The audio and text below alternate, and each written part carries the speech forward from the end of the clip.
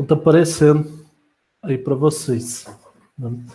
Na última aula, nós começamos a falar então sobre as expressões na Bíblia, né, que estão ligadas à ideia de louvor ou adoração, né? Nós falamos das 5 primeiras. Vamos vê-las novamente aqui então. A primeira que nós falamos foi yada. Significa o quê? Uma ação voluntária que expressa dependência absoluta em Deus, né? É o estender os braços e levantar as mãos, louvar a Deus, mostrar que dependemos dele. E nós citamos alguns exemplos. Depois nós falamos da expressão tovda, né? Tovda significa levantar as mãos com ações de graça, apresentar sacrifícios de ação de graça, não somente por tudo que já recebemos, mas também por aquilo que se espera, ou seja, a fé em ação, né?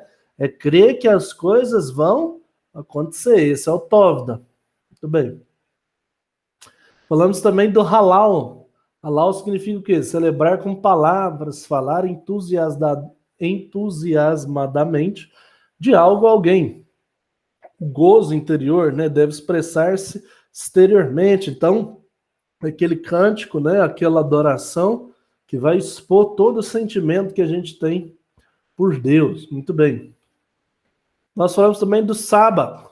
O sábado que significa o quê? Expressão de júbilo e vitória, né? Expressões em voz alta, forte voz, gritos de júbilo, né? Então, nós chegamos a falar aí do Shabbat, né? O grito forte, é o júbilo, é a vitória. Muito bem. E a última que nós falamos foi o Barak, que significa bendizer ao Senhor, né? Como um ato de adoração, prostrando, ajoelhado na presença de Deus, esperando receber um milagre, né? Então é o ato ali de se prostrar para Deus e pedir um milagre, é o Barak. E vamos continuar então de hoje, na sexta expressão que a gente encontra na Bíblia, para falar de louvor ou adoração, que é a expressão zamar. Professor, o que significa a expressão zamar? Significa usar ritmos e música, tocar com os dedos das mãos um instrumento musical, tocar e cantar a música com força, com vigor, entusiasmo, sentimento, animação, né? Então é fazer um louvor para Deus através de um violão, de uma bateria, com entusiasmo, com vigor, com sentimento. Nós temos essa expressão aí em vários capítulos do Salmo. Vamos analisar aqui eles então? Deixa eu abrir aqui para nós podermos analisá-los. Vamos lá, então. Primeiro aqui, Salmos 33, 3. Então, vamos lá.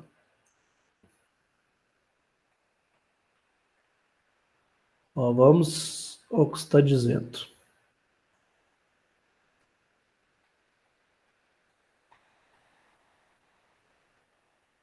Olha lá. Entoei-lhe novo cântico, e tangei com arte e com júbilo. O tangei aqui a gente pode entender também como compor. Então, quando eu componho a Deus um som, uma música, né, um instrumental, uma forma de adorar e louvá-lo. A gente tem aí, então, Salmos 33, 3, a expressão aí, né, entoai-lhe como um novo cântico, ali, tangei com arte e júbilo. E tem a expressão zamar. Mas tem mais, vamos lá. 57, 9, vamos ver. Salmo 57, verso 9. Uma outra expressão, outra passagem usando zamar. Então, olha lá. Render-te-ei graças entre os povos, cantar-lhe-ei louvores entre as nações. Cantar-lhe-eis ali, então, louvores. A expressão seria aí no hebraico zamar, né? Entoar essa música com força e sentimento. Temos também aí, ó, 105, verso 2. Vamos lá. 105, verso 2. Estou dizendo lá, ó. Cantai-lhe salmos, narrai todas as suas maravilhas. Então, cantar salmos. A ideia, então, aqui, o hebraico aqui é a palavra zamar, né? Cantar, narrar, entoar as maravilhas, né? Com vigor, com força, né? Muito bem.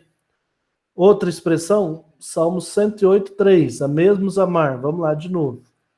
108, versículo 3. Render-te-ei graças entre os povos, ó Senhor, cantar-te-ei louvores entre as nações. Perceba que aqui, em todos esses versículos praticamente, a gente está tendo a ideia de expor Deus para as nações, né? Louvar a Deus, entoar cântico para eles nas nações. Então, também uma ideia de propagação do nome de Deus. Isso é bastante interessante. E por último, 150, do 1 ao 6. Vamos lá, então.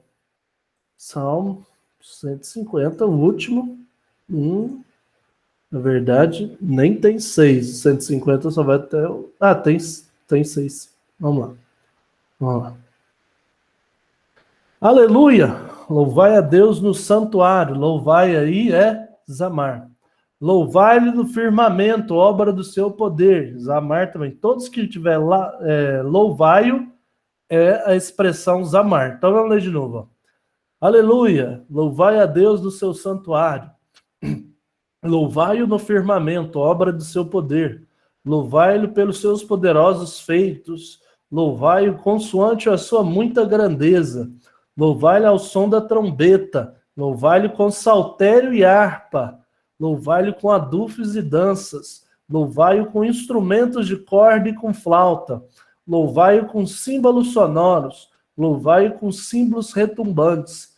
Tudo que respira, Zamar ao Senhor, ou louve ao Senhor, aleluia.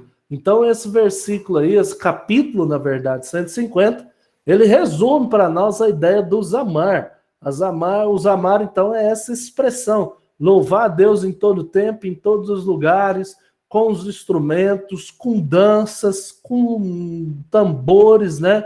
Com instrumentos de corda, flauta, todo ser que respira, louve ao Senhor, ou seja, todas as pessoas devem louvar ao Senhor com força, com vigor e com entusiasmo.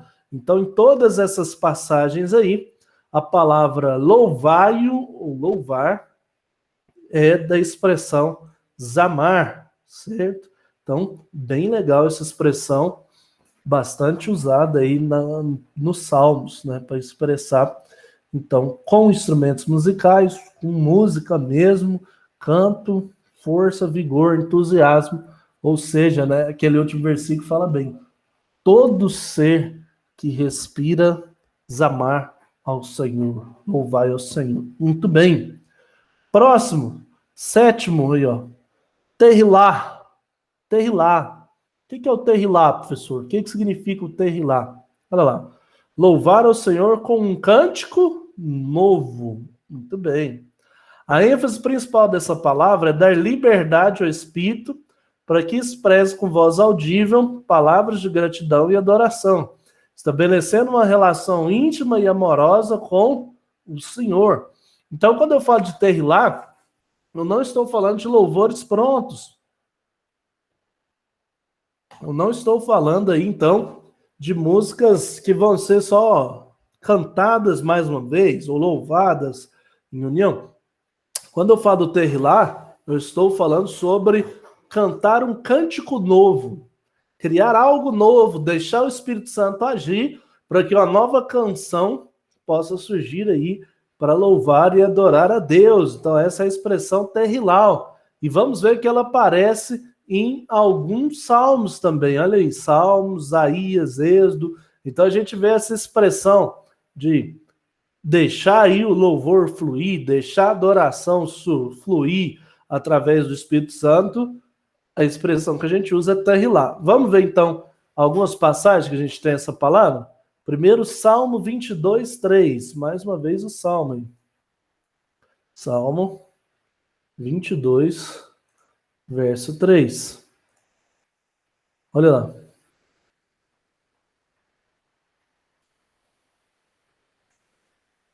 Muito bem. Contudo, tu és santo, entronizado entre os terrilaus de Israel, ou entronizado entre os louvores de Israel. Quando fala entronizado aqui nos louvores, está falando de louvores espontâneos, né? Louvores que dão liberdade para que a letra venha. Muito bem. Temos também Isaías 61:3. Vamos ver lá. Isaías 61,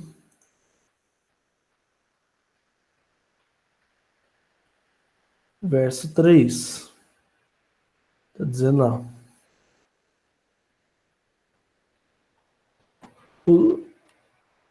E a pôr sobre os que em Sião estão de luto uma coroa em vez de cinza, óleo de alegria em vez de pranto, vestes de louvor em vez de espírito angustiado, a fim de se chamem carvalhos de justiça plantados pelo Senhor para a sua glória. Então, vestes de terrilá, vestes de louvor, né? Então, mais uma vez, a expressão terrilá aparecendo.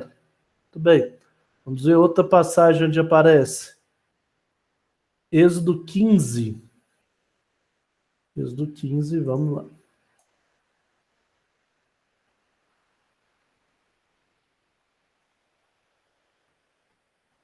Olha aqui, ó. Esse é um exemplo clássico de terrilá. Olha aí, ó. Então entoou Moisés e os filhos de Israel esse cântico ao Senhor, e disseram, terrilá, ou, né? Aí a expressão mesmo é essa. Terrilá ao Senhor, porque triunfou gloriosamente, lançou no mar o cavalo e seu cavaleiro. Então, toda essa canção aqui, perceba que ela não existia. Então, é um exemplo prático aqui. Essa canção, ela não existia, ela não era uma canção conhecida dos filhos de Israel.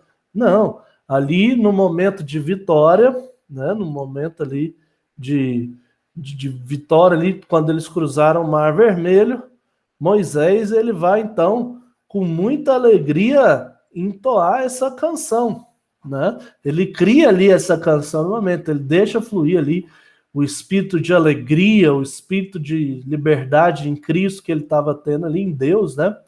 E compõe essa canção. E logo em seguida vem Miriam e também compõe mais uma terrilá, né? Mais uma canção espontânea ao Senhor. Então, quando te perguntarem da expressão terrilá, ou seja, a ideia, esse negócio de louvor espontâneo no meio do culto, isso não dá certo.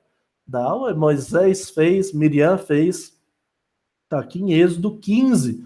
Então, todo esse capítulo é um grande terrilá, ou seja, um grande louvor ao Senhor ali, de forma espontânea, de forma genuína. Muito bom. Próximo aqui. Peraí. Efésios 5, 18 e 19. Vamos lá.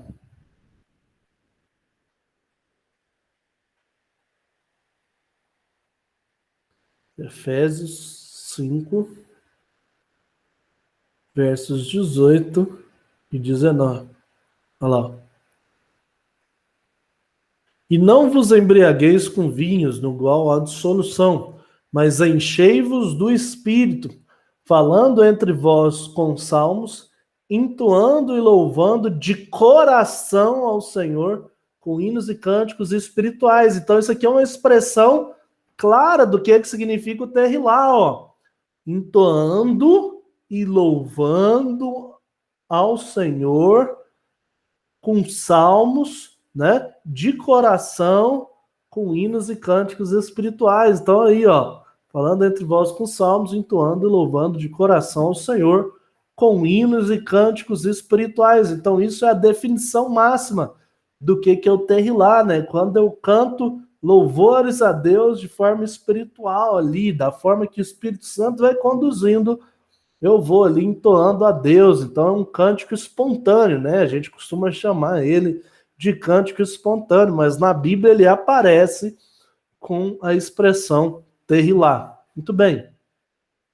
Outra passagem que a gente pode olhar aqui 2 Coríntios 20, vamos lá. 2 Coríntios, capítulo 20. Espera aí, 2 Coríntios não tem capítulo 20. Deve ser Crônicas. Deixa eu ver.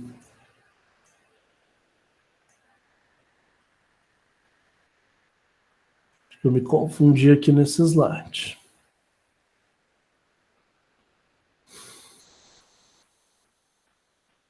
Não, é esse mesmo. É Crônicas. Coloquei errado. Coríntios é o próximo. Olha lá.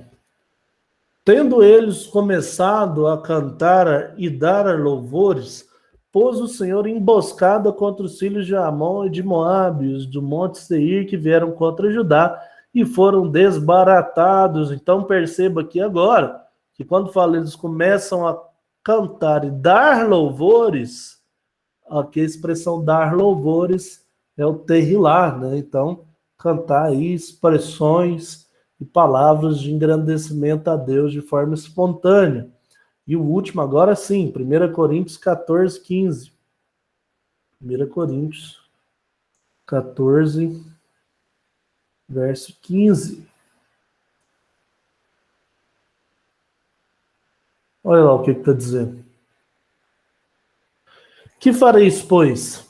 Orarei com o Espírito, mas também orarei com a mente. Cantarei com o Espírito, mas também cantarei com a mente. Então aqui a expressão, ó, cantarei com o Espírito, é claramente a expressão Tehilá. Então a gente percebe que isso aqui também é um ensinamento. Não é mais simplesmente uma outra expressão para louvar e louvar a Deus, né, adorar a Deus na Bíblia. É uma expressão que traz ensinamentos através desses versículos aqui. Quais ensinamentos, professor? Que existem momentos onde nós precisamos louvar a Deus, adorar a Deus com cânticos espontâneos, né? Com aquilo que vem no nosso coração. Não uma canção que Deus deu para uma pessoa abençoada. Existe um momento de cantar essa canção.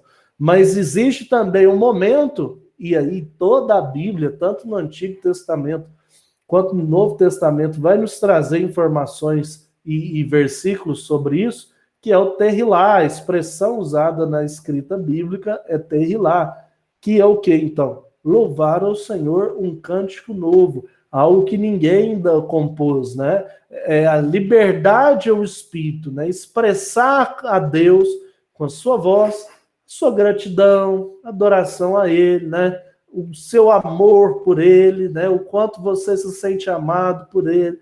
Ou seja, é um cântico que expressa aí, né? O seu sentimento. O que tem acontecido ultimamente é que as pessoas têm transformado o Tehilá em um cântico para todo mundo cantar, né? Entenda aí que tem às vezes, né, essas músicas aí do worship. Hoje eu vou trazer uma música do worship, tá? Só que essa é bem diferenciada, para te falar a verdade. Mas quando a gente pega aí muito do movimento do worship de hoje em dia, a gente percebe que às vezes uma canção que a pessoa teve, um Tehilá que a pessoa teve, né? Ela simplesmente acha que aquilo pode ser gravado e que todo mundo vai fazer parte. E aí, óbvio que já não é mais um Tehilá, né? Porque já não é mais um cântico novo, já não é mais uma liberdade do espírito, é uma repetição infinita, né? Então, às vezes tem essas músicas aí de 30 minutos que tem uma frase, a gente já fala bastante sobre isso. Na maioria das vezes é alguém que teve um Tehilá e resolveu transformar isso num cântico gravado para todo mundo sair repetindo a mesma coisa e aí perdendo o sentido, né? Perdendo aí a razão de ser. Então, quando Moisés canta espontaneamente, Miriam canta espontaneamente, né? Aquilo não está dizendo que essas canções devem ser cantadas por nós hoje. Aquilo foi uma canção deles lá no momento, a gente nem sabe se rima, né? Nem no hebraico a gente sabe se tem uma rima nisso aí, mas é um Tehilá, uma expressão de um cântico novo, né? E hoje em dia nós precisamos ter esse cântico novo, mas também isso não pode simplesmente virar um novo hit, né? Uma nova música para ser lançada e todo mundo repetido. O seu Terrilá não tem que ser a minha canção repetitiva, né? Então, às vezes Deus te deu a canção, você estava lá, né, na sua casa orando, e você começou uma música, às vezes um líder de louvor aí começou uma música, né? Começou a cantar, né? Oh Deus, eu te amo, eu te quero, eu te adoro para sempre, amém, né? Aí, de repente, ele continua, eu te amo, eu te quero para sempre, amém, né? Aí ele pega um violão e canta, beleza. Mas, de repente, grava, né? E aí lança no YouTube, e todo mundo começa a cantar a música, Jesus, eu te louvo, eu te amo para sempre, amém. Jesus, eu te louvo, eu te busco para sempre, amém. Fica 9 minutos, aí muda a melodia, muda o negócio, mas a mesma frase, né? Então, o Terrilá é uma coisa que tem que ser buscada por todos, sendo de louvor ou não, se você é músico ou não, isso é uma coisa que você tem que ter, principalmente no seu momento de oração, né? Você separar um tempo para cantar um cântico ao Senhor que venha do seu coração, palavras suas, não importa rima, não importa se tem semântica, se tem melodia, isso é para Deus. Deus conhece o seu coração. Isso não é feito para sair divulgando, né? Mas infelizmente as pessoas têm acabado confundindo, né? E transformando o Terrilá em uma canção repetitiva, uma canção chiclete, né? E a gente tem que tomar cuidado com isso. O Terrilá não é simplesmente dos cantores, ele é para todos nós temos que buscar um cântico novo. Muito bem, vamos para a próxima aqui então. Próxima palavra. Eucaristém, ou Eucaristia, né? O que seria Eucaristia? A gratidão, é agradecer, é o ato de dar graças, né? Ação de graças. Onde que existe essa expressão para falar de louvor ou adoração, professor? Lá em 1 Coríntios 14, 16. Então vamos lá. 1 Coríntios 14, 16. Olha lá o que está dizendo.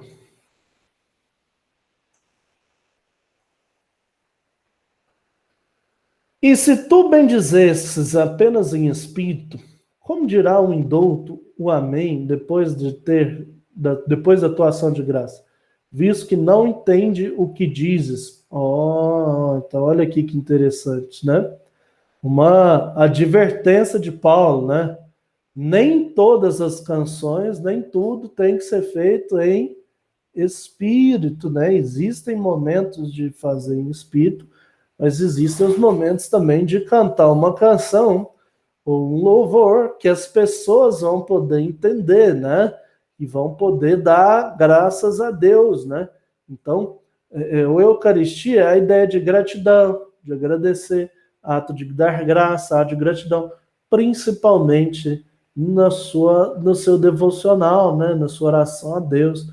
Você nunca se esquecer de louvá-lo, agora não uma canção, um louvor, né? Um louvar a Deus com gratidão, agradecendo os atos dele, né? As suas ações de graça, né? Pode ser feito em oração em línguas? Pode, mas também é bom que seja feito com a sua própria palavra, principalmente se você estiver na igreja, numa célula, né? Dirigindo um louvor. É importante que as pessoas consigam entender a sua gratidão, o seu agradecimento a Deus, para que elas possam até junto com você dar ação de graças, né? Louvar a Deus com ações de graças ali em comunhão. Então, muito importante. Tem gente que simplesmente só canta em espírito, só fala em espírito, né?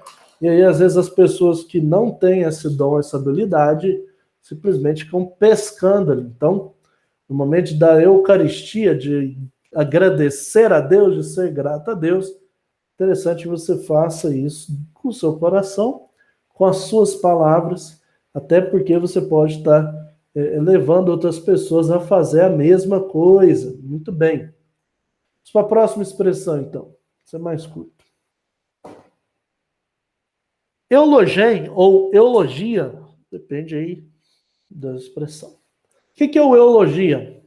Abençoar, bendizer, bênção, louvor, dar um presente generoso. Perceba que isso aparece apenas uma vez na Bíblia. Aqui é Apocalipse 5, verso 12 e 13. Vamos olhar lá. Apocalipse 5, versos 12 e 13. Vamos lá.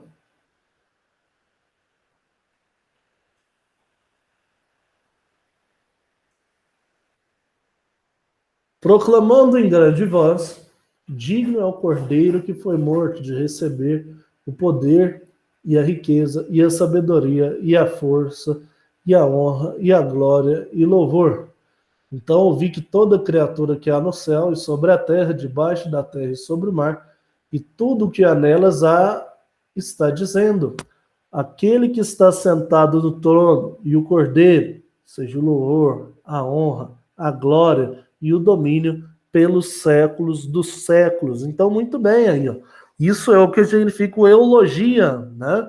Ou seja, aqui em Apocalipse a gente vê ele na prática, né? Proclamando em grande voz, digno ao Cordeiro que foi morto, de receber toda honra, glória, poder, sabedoria, força, para todos sempre, né? Então percebam aqui o que é o eulogia, né? É quando eu dou graças a Deus, eu bendigo a Deus por tudo aquilo que Ele é, eu louvo Ele, né? Eu bendigo o seu grande nome. Então, isso é uma expressão. E aqui, ó, Apocalipse fala que todas as criaturas um dia vão elogiar a Deus, ou seja, vão louvá-lo, bendizê-lo, né? Porque Ele é o Rei da Glória e vão, né, e tem o domínio pelos séculos dos séculos. Então, essa expressão também bastante interessante e a gente encontra ela em Apocalipse. Então, o eulogia é quando eu bendigo a Deus, eu louvo a Deus, né?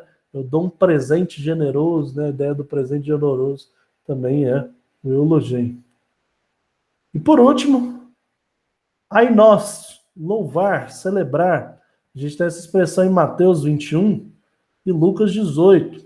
Mas eu vou deixar para voltar nessa parte aqui do 10 na semana que vem, porque senão não vai dar tempo da segunda parte que eu queria passar para vocês. Então, tudo bem. Mais recentemente, na verdade, final do ano passado, eu acho, um grupo chamado A Morada, que uma vez me chamou a atenção, porque o pastor dele estava na Shalom, ele cantou louvor e tal, e ele explicou da onde que ele tirou as expressões, que eram bíblicas, era um louvor bíblico. Eu falei, cara, esse cara ele fala da Bíblia mesmo Morada sendo um dos exemplos do worship, na verdade, hoje eu acho que ele tem que ser um exemplo do worship mesmo. Eles lançaram uma música que ela é muito bíblica. Nós vamos escutar ela aqui e depois nós vamos fazer uma análise rápida dela, certo? Então deixa eu transmitir ela aqui e depois a gente já vem com uma análise dela. Porque a maioria já deve ter escutado essa música.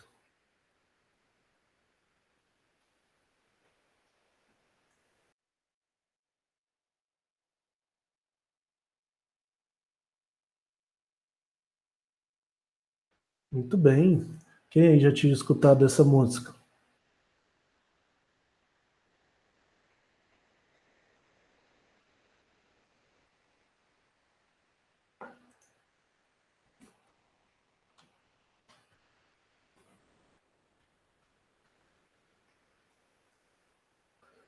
Gisele já tinha escutado.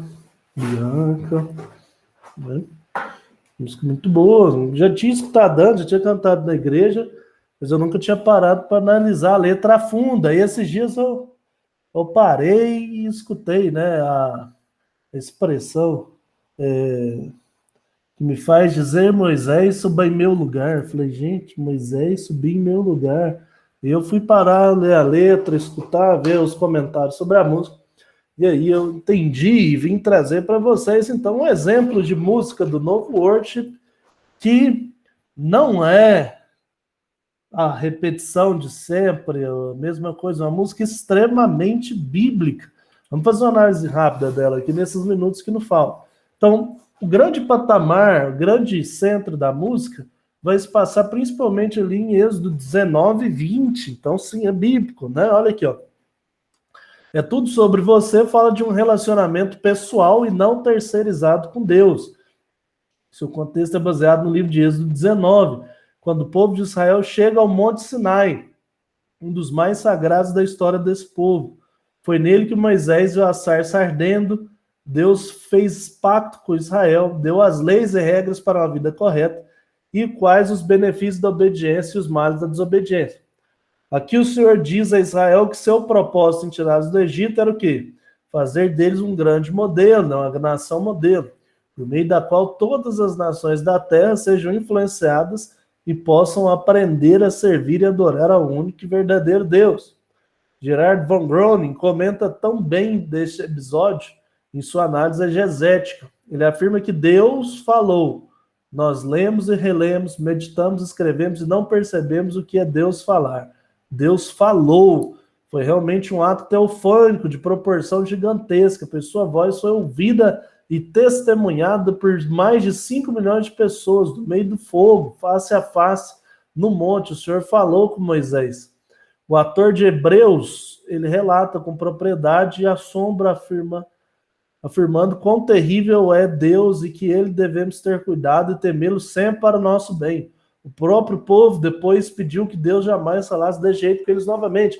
Então, a maioria dessa música, o eixo central dessa música se passa em Êxodo 19 e Êxodo 20, que é quando o povo chega ali no Monte Sinai e literalmente Deus fala e o povo escuta, e ele vem numa tempestade mesmo ali, né?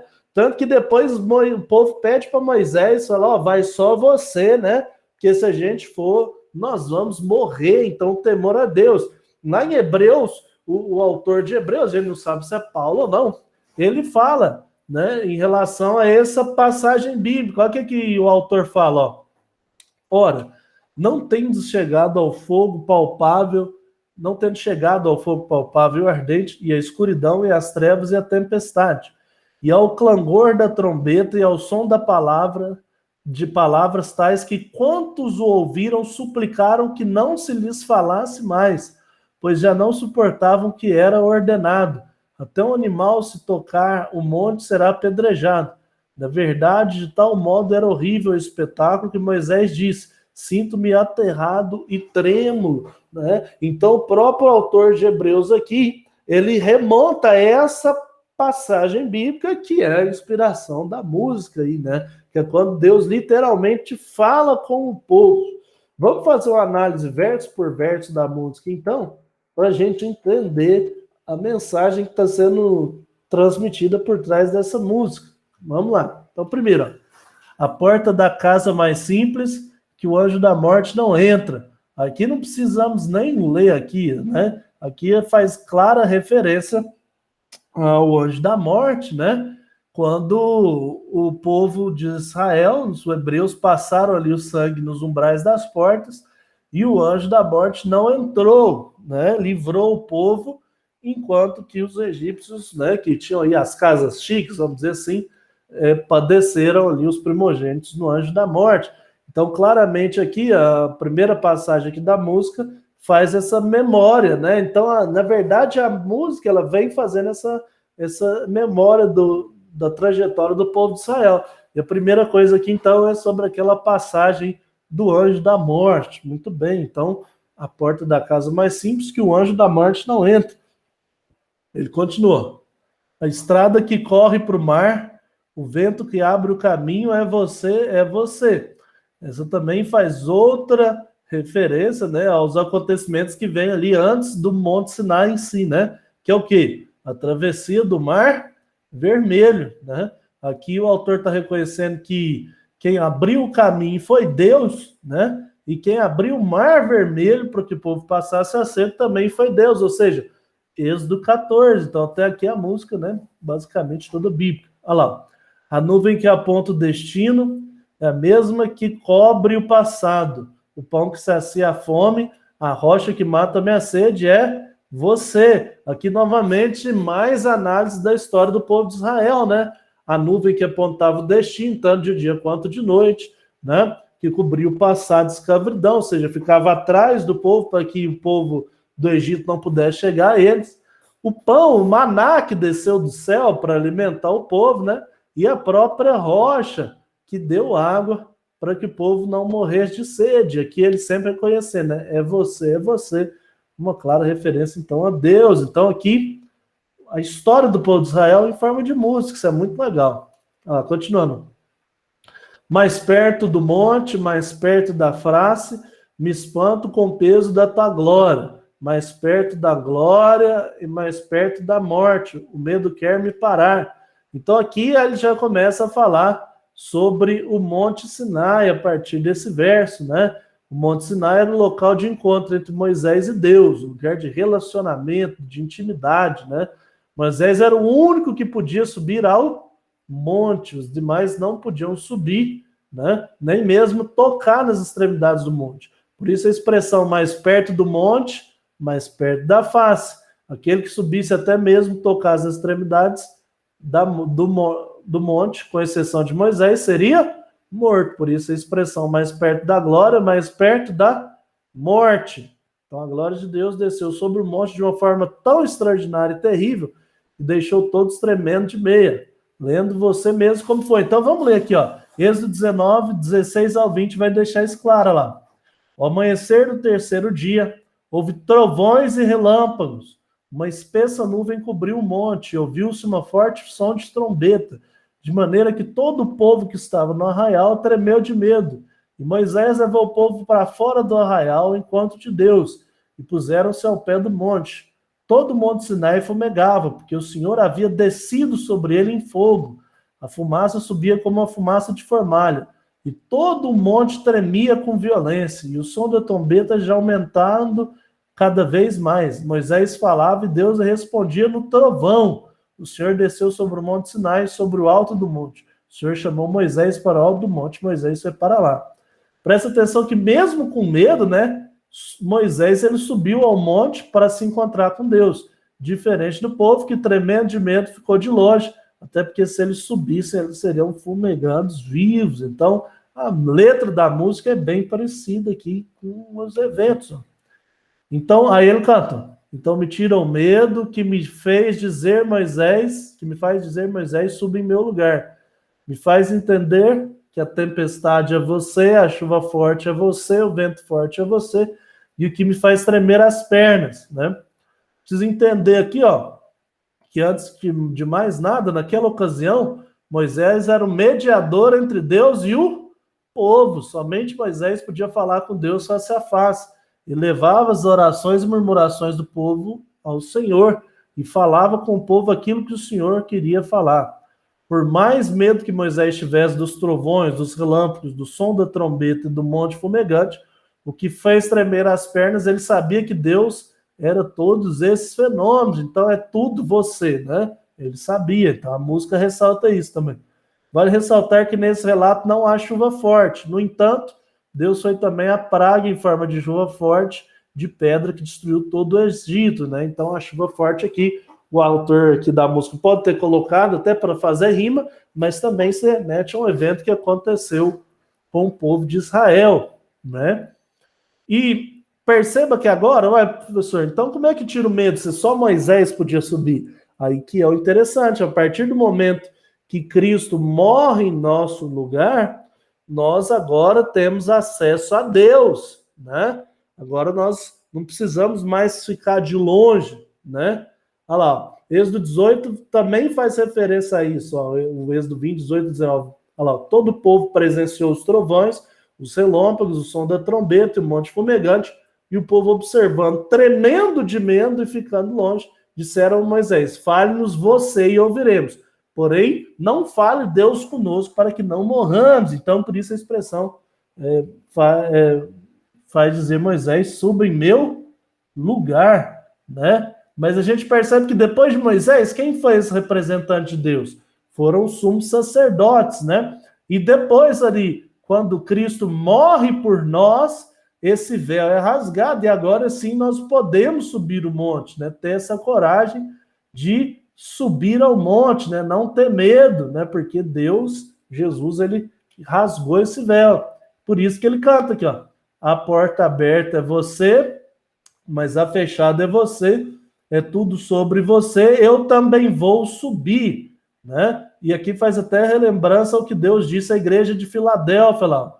Apocalipse 3:7 fala assim, ó, o anjo da igreja em Filadélfia escreve, essas coisas diz o santo verdadeiro, aquele que tem a chave de Davi, que abre, ninguém fecha, que fecha, ninguém abre. Então, mais uma passagem aqui, uma junção, até para dar melodia na música, mas que também é uma referência bíblica. Ele é tanto a porta fechada quanto a porta aberta. E Jesus, ele se torna, então, essa grande porta, né? Para que nós possamos entrar. E aí a música vai caminhando para o fim, olha lá. Eu vou subir o monte, que muitos desistiram, eu vou ficar lá até te encontrar. Eu vou entrar na casa, eu vou fazer morada, eu vou ficar lá até te encontrar. Desistir, então, de subir do monte, aqui significa o quê? Desistir de relacionar com Deus, né? Desistir de ouvir a sua voz. Em Hebreus, ainda sobre o relato de Êxodo, agora nos versos 25 e 26, olha o que o autor fala.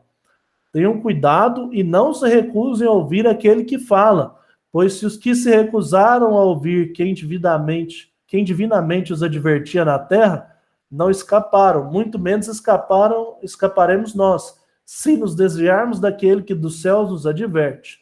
Naquele tempo, a voz dele abalou a terra, mas agora ele promete dizendo, mais uma vez eu farei tremer, não só a terra, mas também os céus. Então, mais uma referência aí, né? Então, o que significa o monte depois, lógico, de Jesus ter quebrado o véu, rasgado o véu? Significa um lugar de intimidade, relacionamento, onde nós agora podemos subir e nos encontrar com Deus, né? E vamos ler aqui a última estrofe dele aqui, ó, o último comentário nosso aqui, ó. Não tenham medo, Deus veio para provar vocês e para que o seu temor esteja diante de vocês, a fim de que não pequem, Êxodo 20:20, né? Esse é o desejo do Senhor para a sua igreja, um relacionamento em santidade. Subir ao monte sem a devida consagração é morte certa. Por isso existem muitos ministérios morrendo, igrejas morrendo, homens e mulheres de Deus morrendo espiritualmente.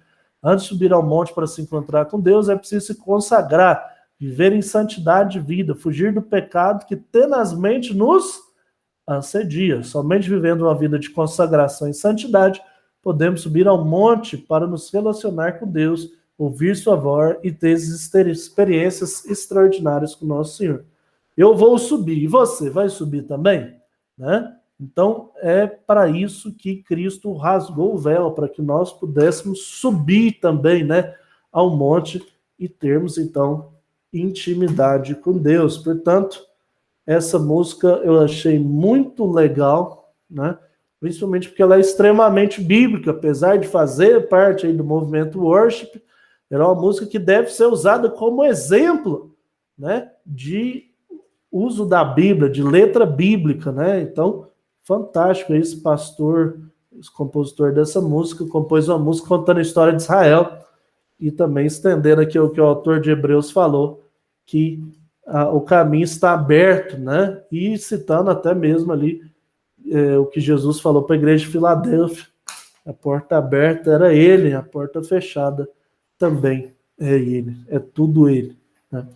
Então, Deus está em todas as coisas. E que você amanhã, ou depois, quando liderar um louvor, escolher uma música, tenha isso em mente, né? Existem sim louvores que são bíblicos, existem sim louvores que nos edificam e que são baseados na música e não em qualquer coisa de psicológico, coisa assim. Não. É uma música extremamente bíblica, né? E eu achei muito interessante. Certo? Então é isso. Deu a nossa hora. Semana que vem nós continuamos nesse mesmo sentido, continuamos os slides lá e no final da aula a gente faz uma análise de uma canção, certo? Um abraço para todo mundo aí. Fiquem com Deus e até a próxima aula. Até amanhã. Um abraço.